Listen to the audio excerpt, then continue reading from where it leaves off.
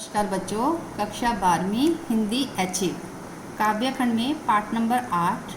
पाठ का नाम है बारहमासा और इसके कवि है मलिक मोहम्मद जायसी। अब बच्चों पहले हम मलिक मोहम्मद जायसी का जीवन परिचय देखते हैं। अब देखिए उनका जन्म जो है 1492 में उत्तर प्रदेश में हुआ, जो जायस गांव में, ठीक है ना। जायस में रहने के कारण जायसी वो कहलाए। हिंदी साहित्य में मलिक मोहम्मद जायसी का नाम प्रसिद्ध है। यह भक्ति काल के निर्गुण भक्ति धारा के सूफी शाखा के प्रतिनिधि कवि है। यह शारीरिक दृष्टि से कुरूप थे। इनका आधा शरीर जो था टेढ़ा था। अब इनकी रचनाएं देखिए, इनके 12 ग्रंथ बताए जाते हैं, परंतु ये 7 ही अभी उपलब्ध है। अब देखिए इनकी प्रमुख रचनाएं कौन कौन सी है। जो प्रमुख रचना है इनकी है पद्मावत। जो पद्मावत है एक जो है महाकाव्य है, ठीक है ना। अखावट है, आखिरी कलाम, चित्ररेखा, कहरनामा, मसलनामा, है ना, कनरावत। अब इनकी देखिए साहित्यिक विशेषताएं जो क्या है, चाहे साहित्यिक परिचय क्या है। जायसी सूफी काव्य धारा के प्रमुख कवि है। प्रसिद्धि का आधार पद्मावत महाकाव्य है। यह एक आध्यात्मिक काव्य है। इसमें लौकिक कथा के माध्यम से अलौकिक कथा का उल्लेख है। समन्वय शैली में लिखी रचना है, जहाँ हिंदू और मुस्लिम काव्य शैली का समन्वय है। पद्मावत में रतन सेन आत्मा का, पद्मावती परमात्मा का, हीरामन तोता गुरु का, नागमती संसारिक मोह माया का प्रतीक है। अब भाषा शैली आम बोलचाल की लोक प्रचलित अवधी भाषा, फारसी की मसनवी शैली, उपमा उत्प्रेक्षा रूपक अनुप्रास अलंकारों का प्रयोग है। करुण श्रृंगार रस के दोनों पक्षों का पक्ष है, संयोग भी है और वियोग का भी प्रयोग किया है। अब इनकी देखिए मृत्यु जो है 1542 में हुई। अब इनकी जो कविता है बारहमासा, ठीक है। बारहमासा का देखिए पाठ का परिचय क्या है। जायसी द्वारा रचित महाकाव्य पद्मावत के नागमती वियोग खंड का एक भाग है। इसमें नागमती के विरह का वर्णन है। नागमती चित्तौड़ के राजा रतन सेन की पत्नी है। राजा सिंघल जो है द्वीप की राजकुमारी पद्मावती की सुंदरता पर मुग्ध होकर उससे शादी करने के लिए नागमती को छोड़कर चला जाता है। राजा को पद्मावती के बारे में हीरामन तोते ने बताया है। यह तोता पद्मावती का तोता है। इस काव्य में कवि ने लौकिक प्रेम कथा के माध्यम से अलौकिक प्रेम को अभिव्यक्ति दी है। प्रेम द्वारा ईश्वर प्राप्ति पर बल दिया है। यहाँ रतन सेन आत्मा का प्रतीक है। जो रतन सेन है वो आत्मा का प्रतीक है। जो गुरु है वो हीरामन तोता है। और ज्ञान द्वारा ईश्वर की प्राप्ति का मार्ग बहुत कठिन है, अतः मार्ग में संसारिक मोह माया, है ना, नागमती जो रास्ता रोकने का प्रयास करती है। इस काव्य पर हिंदी और फारसी की मनस्वी शैली का प्रभाव दिखाई देता है। अब बच्चे देखिए पहला पैराग्राफ क्या है। अब देखिए पहला जो है अगहन। अगहन देवस घटा निसी बाड़ी। जो अगहन महीना है उसमें दिन छोटे हो जाते हैं और रातें बड़ी हो जाती है। दुर्भर दुख जो जाई ना काटी, जो असहनीय दुख है वो सहन नहीं हो पाते हैं। अब धनी देवस ब्रह रा बाती। अब ये स्त्री क्या है, दिन जो दीपक होता है, जब दीपक की बत्ती जलती रहती है ऐसे ही वृद्धावस्था में वो जल रही है। कांपा हिया जनावा सियु। अब हृदय कांपने लगता है, ठीक है ना। तो पै जाई होई संग पियो। यदि मेरे प्रीतम मेरे पास होते तो मेरा ये सहन कर सकती थी। घर घर ची रचा सब कहो। घर पर सब ने अपने जो है नए नए कपड़े बनवाए हैं। मोर रूप रंग ले गया ना हो। मेरा तो रंग रूप ही सब मेरे अपने साथ ही ले गए हैं। पलटी ना बहुरा गाज जो बिछोई। बिछोई बिछड़े हुए ने कभी भी पीछे मुड़कर नहीं देखा। अब वो फिरे फिरे रंग सोही। अब तो फिर वह ऐसे ही हो गई है। सिहरे अग्नि ब्रहणी ही जली, यानी कि वो ब्रह अग्नि में ऐसे ही सुलग रही है।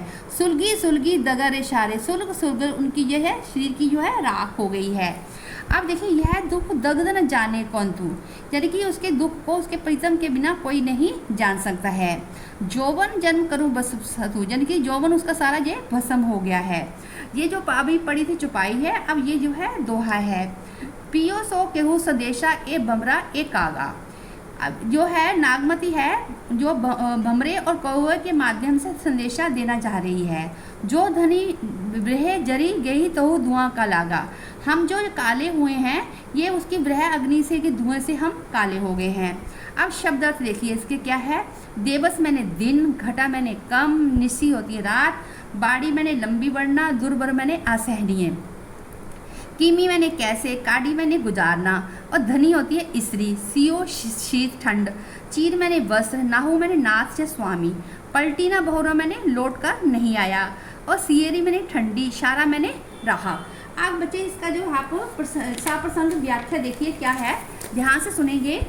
फिर अगहन का महीना लग गया है, यानी कि अगहन का महीना लग गया है और इस महीने में जो है दिन छोटे और रातें बड़ी होने लगती है। नागमती को इस महीने की ब्रह का दुख झेलना कठिन हो गया है। ठीक है, अब ये रातें कैसे काटेगी। रात में जो कोई सखी भी उसके पास में नहीं है, वे अपने प्रीतम के ब्रह में ऐसे जल रही है जैसे दीपक बाती तिल तिल करके जलती है। शीत का प्रभाव भी बढ़ता जा रहा है। ठीक है ना, उसकी जो ये भयंकरता को देखकर मेरा हृदय कांप रहा है, क्योंकि मेरे संग मेरे प्रीतम नहीं है। इतनी भयंकर ठंड तभी दूर हो सकती है जब उसके प्रीतम उसके पास हो। इस ऋतु में घर घर में स्त्रियों ने क्या है, शीत के में रंग बिरंगे वस्त्र निकाल कर पहन लिए हैं, लेकिन मेरा सारा रंग रूप साज जो है, श्रृंगार जो है, मेरे प्रीतम ही अपने साथ ले गए हैं। अर्थात मैं उनके बिना श्रृंगार कैसे कर सकती हूँ। और प्रीतम ने तो पलटकर भी इधर नहीं देखा, प्रीतम ने जो है पलटकर भी इधर नहीं देखा।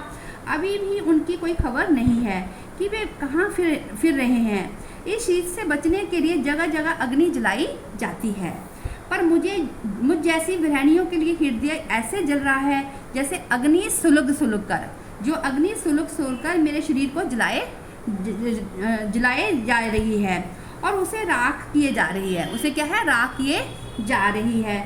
मेरे प्रीतम इस ब्रह के दुख को नहीं जानते, यदि वो जानते तो आकर मेरी खबर अवश्य लेते हैं। ब्रह की अग्नि मेरे यौवन को जलाकर भस्म किए जा रही है। अब देखिए ये दोहे का है। नागमती भोरे और कौवे को संबोधित करते हुए कहती है, हे कागा, हे भमरे, तुम जाकर मेरे पति को ये संदेश दे दो कि तुम्हारी पत्नी नागमती तुम्हारे ब्रह की अग्नि में जलकर भस्म हो गई है और उसके जलने से उत्पन्न धुआं हमारे शरीर पर लग गया है, जिससे हमारा शरीर भी काला हो गया है।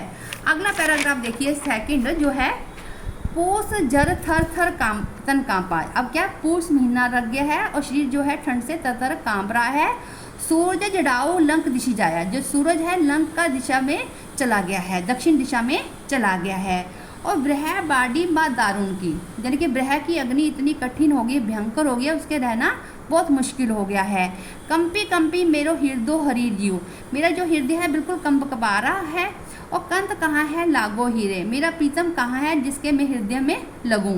पंथ अपार सूझ नहीं नीरे, रास्ता बहुत दूर है, पास में नहीं सूझ रहा है। सौर सपूती आवे जुड़ी, सौर में तो रजाई, जो रजाई और ओढ़ने से भी उसमें भी ठंड लगती है।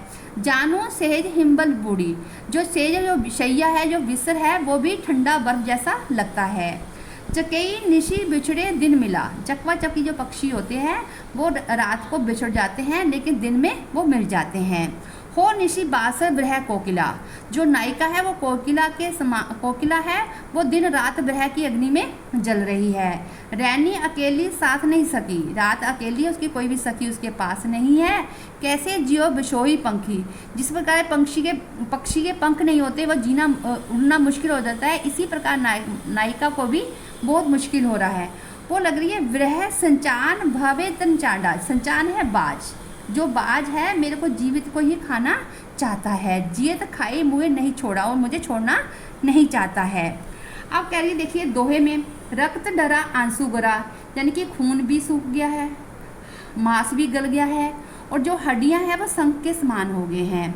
धनी सारस होई शरीर मोई, आई समेटू पंख, आए और मेरे प्रीतम मेरी उसको आकर समेट ले। अब शब्दार्थ देखिए, जाड़ होती है ठंडक, जड़ाई है ठंड से घबरा कर, और लंक दिशा है लंका की दिशा में, और दारुण होता कठिन भयंकर। हियर मैंने हृदय, नियर मैंने नज़दीक, सौर रजाई मैंने ओढ़नी, सुपूती होती है हल्की, जूड़ी मैंने ठंडक जा कंप कवि, और सेज सैया, हिमवचन मैंने हिमालय, संचयन है बाज पक्षी, और भवे मैंने चक्र लगाना, चांडा मैंने भोजर, गरा मैंने गल गया, और शंख मैंने शंख श्री, और ये मैंने चीख चीख कर कहना। अब ये देखिए इसकी आप क्या व्याख्या क्या है, ध्यान से सुनेंगे। पूस के महीने में इतनी सर्दी पड़ती है कि शरीर थर थर कांपने लगता है, सूरज भी ठंडा प्रतीत होता है ना, ऐसा लगता है कि वह दक्षिण दिशा की ओर चला गया है, वह वहाँ जाकर स्वयं को तपा रहा है। विरह के कारण इस शीत को झेलना जो है बहुत मुश्किल हो गया है, ठीक है ना। और नागमती कहती है कि मैं इस शीत में काम कर मरी जा रही हूँ, इस ठंड में जो है क्या है, मैं काम कर मरी जा रही हूँ। हे मेरे प्रीतम तुम कहाँ हो, हे मेरे प्रीतम तुम कहाँ हो, तुम आकर मेरे कलेजे में लग जाओ, मुझे तुम तक पहुँचने का कोई रास्ता ही नहीं सोच रहा। जाड़े ने विकट रूप धारण कर लिया है, जाड़ा जो ठंड है जो भयंकर हो गई है, ठीक है ना। अब रजाई भी हल्की सी लगती है, इसमें भी जाड़ा जो है नहीं भागता है, मेरा बिस्तर भी ठंडा है। चकवी जो है रात के समय अपने प्रिय से अलग रहती है, पर प्रातः काल ही उनका जो है मिलन हो जाता है और संयोग का सुख पाती है, पर मैं तो दिन रात कोयल की भांति पियो पियो कर जो है पुकारती रहती हूँ। रात के समय मेरे साथ कोई भी सखी नहीं होती है, भला मैं अकेली रहकर बिछड़े पक्षी की भांति, ठीक है ना, कैसे जीवित रहूं। विरह रूपी बाज यह है मेरे शरीर को दृष्टि गड़ाए जाने कब से मुझे देख रहा है, यह जीते ही मुझे खाना चाहता है और मरने पर भी मेरा पीछा नहीं छोड़ेगा। अब देखिए इस दोहे के क्या है।